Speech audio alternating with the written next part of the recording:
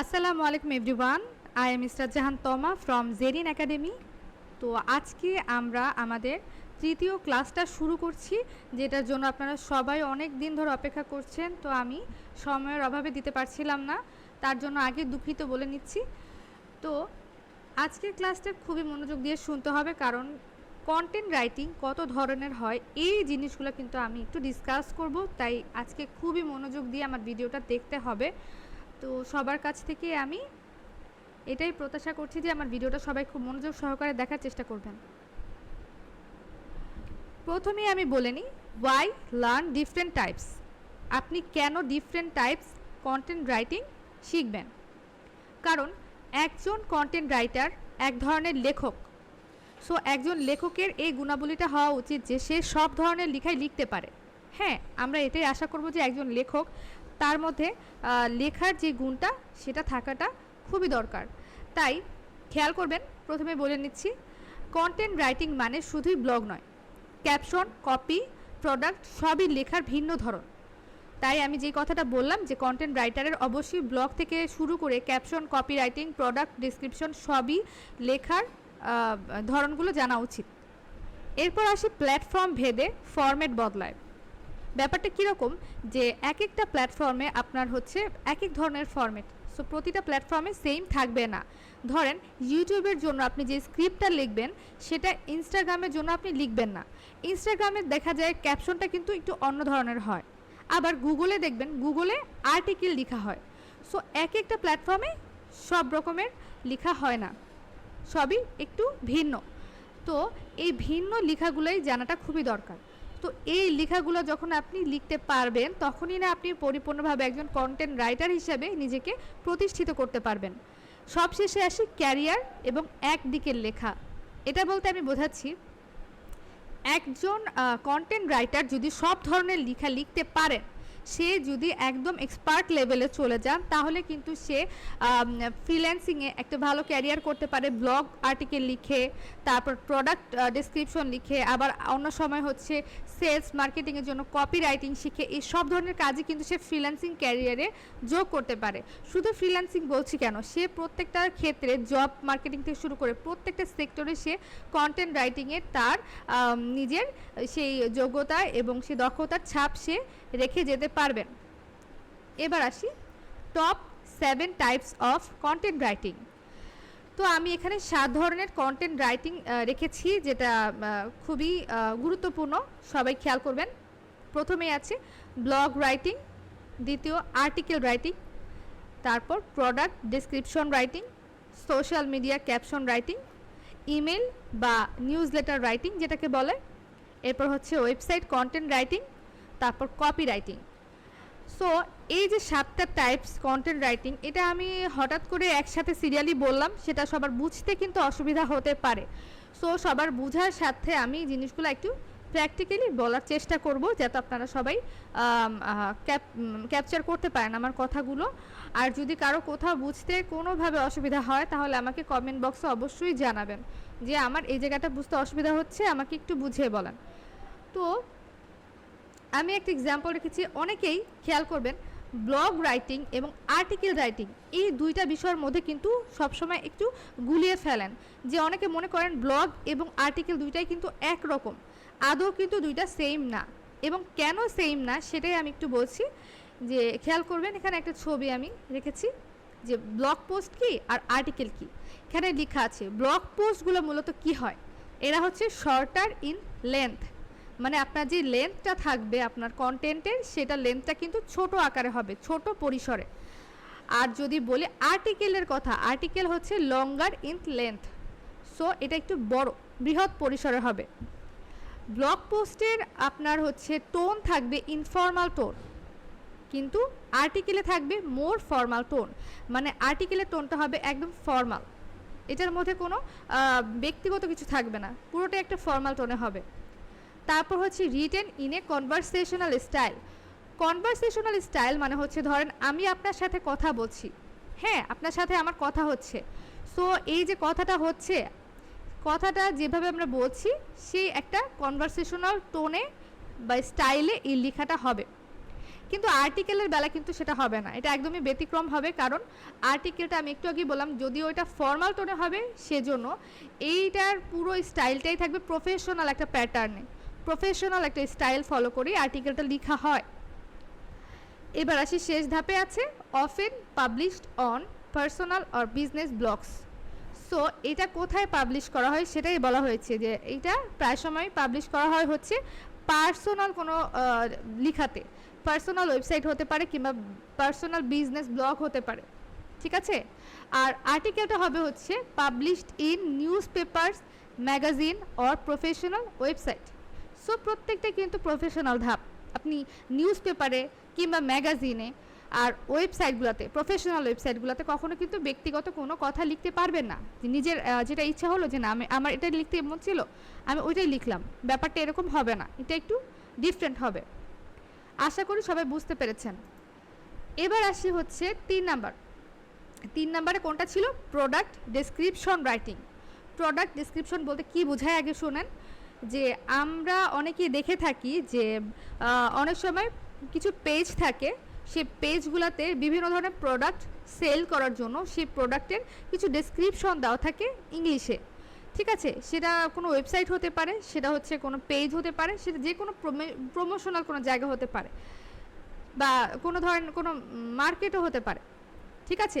So সেই জায়গাগুলোতে দেখুন প্রোডাক্টের সাথে কিন্তু ডেসক্রিপশন লেখা থাকে, সেটার পুরো ফিচারটা দেওয়া থাকে যে এর কি কি বা বৈশিষ্ট্য আছে বা এটা আপনি কেন কিনবেন।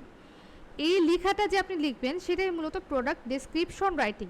প্রোডাক্টের মূলত যা যা থাকে ইন ডিটেলস সেই ডেসক্রিপশনটাতে লেখা থাকে। একটা মোবাইল ফোন কিনতে গেলেও আপনি দেখবেন যে সেখানে ডিটেলস একটা ডেসক্রিপশন দেওয়া থাকে যে মোবাইল ফোনে আপনার কি কি ফিচার আছে, বোঝা গেল। এরপর আসি 4 number, social media caption writing. Social media caption রাইটিংটা তো আপনারা সবাই জানেন, আপনারা সবাই কম বেশি সোশ্যাল মিডিয়াগুলো ব্যবহার করেন, ইনস্টাগ্রাম, ফেসবুক। সো এই ধরনের যে সোশ্যাল মিডিয়া সাইটগুলো আছে সেগুলোতে আপনারা যে ক্যাপশনগুলো লিখে থাকেন সেই ক্যাপশন রাইটিংটার কথাই বলা হয়েছে। তারপর আসি ইমেল অথবা নিউজ লেটার রাইটিং। ইমেল অথবা নিউজ লেটার রাইটিংটা হচ্ছে যে আপনি যদি কোথাও সাবস্ক্রাইব করে থাকেন কোনো ইমেল, কোনো প্রফেশনাল ইমেলে, সো তারা হচ্ছে প্রতিনিয়ত আপনাকে একটা আপডেট দেবে, সেই আপডেটটা আপনাকে জানিয়ে দেওয়া হবে। প্রতিদিন আপনি একটা নোটিফিকেশন পাবেন, তাদের রেগুলার যে আপডেটগুলো আছে সেটা আপনাকে নিউজ লেটার অথবা ইমেইলের মাধ্যমে জানিয়ে দেওয়া হবে। সো এভাবে আপনি জানতে পারবেন তাদের আপডেটসগুলো। তো এই যে তারা লেখাটা লিখে আপনাকে নিউজ লেটারটা, সেই লেখাটাই মূলত নিউজ লেটার রাইটিং। এবার আসি 6 নম্বরে, website content writing. Website content রাইটিংটা তো আমি প্রিভিয়াস ক্লাসগুলোতেও আপনাকে দেখিয়েছি যে ওয়েবসাইটগুলোতে যখন আপনারা কোনো একটা কিছু সার্চ করেন, আপনারা নর্মাল হচ্ছে গুগলে যে সার্চ করেন, সো ওই সার্চ বারে আপনি সার্চ করার পর হচ্ছে যে ওয়েবসাইটগুলো শো করে এবং ওই ওয়েবসাইটগুলোতে আপনি যে ইনফরমেশনগুলো পান সেগুলোই মূলত এক একটা কন্টেন্ট, প্রত্যেকটা ওয়েবসাইটে এক একটা কন্টেন্ট। সো আপনি যদি খেয়াল করবেন আমার প্রিভিয়াস ক্লাসগুলোতে, সেখানে আমি দিয়ে দিয়েছি যে কীভাবে সেই কন্টেন্ট রাইটিংগুলো আপনি দেখতে পারবেন। এবার আসি last one, copy writing. Copy writing এবং কন্টেন্ট রাইটিং নিয়ে কিন্তু আমি আমার লাস্ট ক্লাসটা শেষ করেছিলাম। আপনারা কতটুকু বুঝতে পেরেছিলেন আমি জানি না, কিন্তু আমি একটু ডিটেলসে বলার চেষ্টা করেছিলাম। সো কপি রাইটিংটা হলো মূলত কোনো একটা মার্কেটিং পলিসি হিসেবে ইউজ করা হয়। তো আপনি কোনো একটা এমন কিছু একটা লেখা লিখবেন যেটা দেখে মানুষ অনুপ্রাণিত হবে আপনার এই প্রোডাক্টটা কেনার জন্য। তো মূলত অ্যাড অথবা প্রমোশনের জন্যই হচ্ছে কপি রাইটিংটা লেখা হয়। সো তারপর যদি কারো এই টাইপসগুলো বুঝতে কোনো রকম অসুবিধা হয় তাহলে আমাকে আপনি যে কোনো সময় ইনবক্স করবেন অথবা কমেন্ট বক্সে জিজ্ঞেস করবেন। তারপর আসি শর্ট ডিসক্রিপশনস উইথ এক্সাম্পলস। আপনাদের বোঝার সুবিধার্থে আমি এই স্লাইডটা তৈরি করেছি যে আপনারা যাতে প্রত্যেকটা টাইপসের সাথে এই এক্সাম্পলগুলো দেখে বুঝতে পারেন যে আপনারা কিভাবে বুঝবেন যে এটা কোন ধরনের কন্টেন্ট বা কোন ধরনের রাইটিং। সো এই জিনিসটা সহজ করার জন্য আমার এই কাজটা। তো দেখেন ব্লগ রাইটিং, তো ব্লগ কীরকম হয় সেটা টাইটেলটা দেখেন। ধরেন 10 টিপস টু ইমপ্রুভ ইংলিশ, ইংলিশে ইমপ্রুভমেন্টের জন্য 10টা টিপস। এটা ব্যক্তিগতভাবে ধরেন আমি আমার ওয়েবসাইটে দিতে পারি। সো এটা একটা ব্লগ রাইটিং, মূলত এটা একটা ব্লগ রাইটিং। তারপর হচ্ছে আর্টিকেল রাইটিং, যেটা একটু আগে বলেছিলাম। সো আর্টিকেল একটা প্রফেশনাল টোনে হয় বলেছিলাম একটু আগে।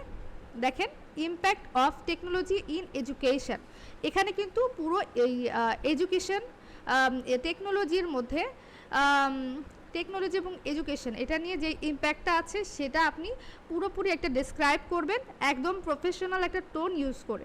এটার মধ্যে কোনো ব্যক্তিগত কথা বা মতামত আপনি লিখতে পারবেন না, that's why this is article. তারপর দেখেন প্রোডাক্ট ডিসক্রিপশন কি হয়, cotton T shirt, soft breathable fabric. So এটার কিন্তু একটা বৈশিষ্ট্য দেয়া আছে যে একটা প্রোডাক্ট সেটার একটা বৈশিষ্ট্য দেওয়া আছে যেটা দেখে আপনি বুঝতে পারবেন যে যেই প্রোডাক্টটা আছে টি শার্টটা মূলত কটনের এবং এটা খুবই সফট ব্রেদেবল ফেব্রিক। সো এটার ফিচারটা এখানে লেখা আছে। সো প্রোডাক্টটা মূলত একটা টি শার্ট, সেটারই ফিচারটা দেওয়া হয়েছে, তাহলে বুঝতে পারছেন এটা একটা প্রোডাক্ট ডেসক্রিপশন। এবার আসি social caption. So social caption কীরকম হয়, one to speak English start today. So এটা হচ্ছে একটা ক্যাপশন, ওকে।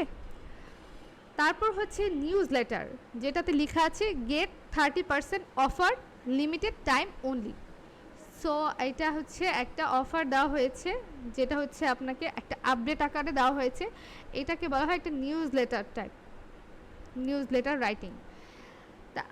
এরপর হচ্ছে ওয়েবসাইট কন্টেন্ট ধরেন হচ্ছে আমার একটা জেরিন একাডেমির একটা ওয়েবসাইট আছে আমার, সেখানে আমি যে হোম পেজটা এখানে অ্যাবাউট আসে আমি লিখেছি জেরিন একাডেমিস জার্নি। সো এই যে আমি জেরিন একাডেমিস জার্নি নিয়ে একটা যে কন্টেন্ট লিখলাম, সেই কন্টেন্টটাকে মূলত বলা হয় ওয়েবসাইট কন্টেন্ট। এবার আসি লাস্ট ওয়ান, কপিরাইটিং কি লেখা হয়েছে, just 5 days two boost your writing skill.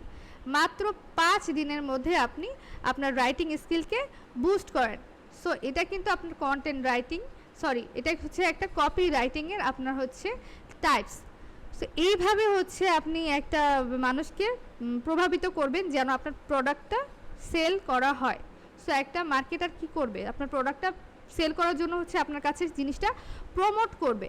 সেই প্রমোশন দেখে যদি আপনি ইন্সপায়ার হন কিংবা ইমপ্রেস হন, তখনই কিন্তু হচ্ছে আপনি সেই প্রোডাক্টটা কিনতে চাইবেন। তো এখানে এই এই কোর্সটা সেল করার জন্য হচ্ছে এই কপি রাইটিংটা লেখা হয়েছিল।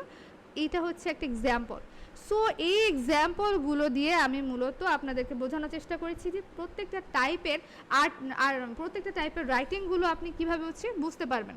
সো এই ধরনের যদি সিমিলার আপনি সিমিলার যে সিমিলার যদি কিছু দেখেন, তখন আপনি কিন্তু এরকম প্র্যাকটিস করে লিখতে একটা সময় বুঝতে পারবেন যে এই টাইটেলটা দেখে আপনি বুঝতে পারবেন যে এটা মূলত কোন ধরনের কন্টেন্ট রাইটিং। এগুলো সব কিছুই কিন্তু মূলত প্র্যাকটিসের ব্যাপার। আপনি যত বেশি নিজে প্র্যাকটিস করবেন ততই কিন্তু আপনার লেখার হাত, আপনার কন্টেন্ট রাইটিংয়ের হাত তত বেশি ভালো হবে, আপনি আরও বেশি নিজেকে দক্ষ তৈরি করতে পারবেন। তার পরবর্তীতে লেখা আছে কে কোন লেখাটা লিখবে। এটা আমি একটা টাস্কের মতো দিয়েছি যে আপনারা যখন নিজেরা এই প্র্যাকটিসগুলো করার পর আপনারা এই জিনিসগুলো, এই যে গ্যাপগুলো দেওয়া আছে, এই গ্যাপগুলো ফিল আপ করার চেষ্টা করবেন। ধরেন আমি এক্সাম্পল দিয়েছি, ফারিয়া একটা স্টুডেন্ট, সে ইংরেজি শেখার 5টি টিপস লিখবে। তো এই 5টি টিপস কখন লিখে, কোন কন্টেন্টে ব্যবহার করা হয়। তারপর আছে তানভীর, একজন সেলার, সে নতুন মোবাইলের বিজ্ঞাপন লিখবে, সে কোন ধরনের কন্টেন্ট লিখবে। মিতু, একজন ব্লগার, হেলদি ব্রেকফাস্ট আইডিয়াস লিখবে, তাহলে এটা কোন ধরনের content. Last one, Rana businessman, সে ইমেল দিয়ে ডিসকাউন্ট জানাবে, এটা কোন ধরনের টাইপ কন্টেন্ট হতে পারে।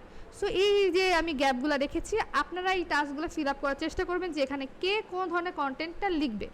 যখন দেখবো যারটা সঠিক হয়েছে তখন বলবো, কেউ যদি মিস্টেক করে থাকে সেটাও আমি বলবো, কোনো সমস্যা নেই। সো এটা একটা টাস্কের মতো মজা করে আপনারা হচ্ছে চেষ্টা করবেন, বাসায় যখন থাকবেন এই মজাটা করে একটু চেষ্টা করবেন যে হয় নাকি। এবং লাস্টে বলি প্র্যাকটিস চ্যালেঞ্জ।